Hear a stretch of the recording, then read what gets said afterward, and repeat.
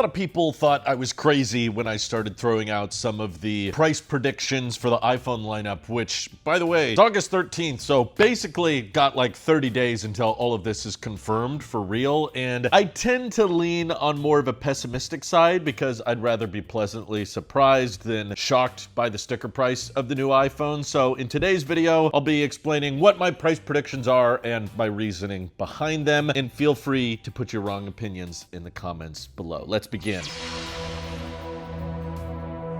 So first off, keep in mind we had sweeping price hikes across the entire Apple lineup except for the iPhone and Apple Watch and I suppose AirPods, but everything else, including the HomePod Mini, the Apple TV, all saw price hikes across the board ranging from 20 to 30%. So Apple decided to spare us the price hikes with the iPhones because, hey, they've been out for nearly a year now, and Apple's likely well aware there's going to be some changes to that lineup in the not too distant future anyway. But if we just look at the Pro iPhone lineup as it is right now and assume a 20 to 30% price hike, you'll find the numbers that I predicted, and I think Apple likes these round numbers. They're not going to be exactly 20% or 30% more than they were before, but 17 Pro started at $1,100 in the US at least. Apply a 20% price hike and we're already well over $1,300. And again, because these are iPhones, especially the Pro variants that are going to have better battery life,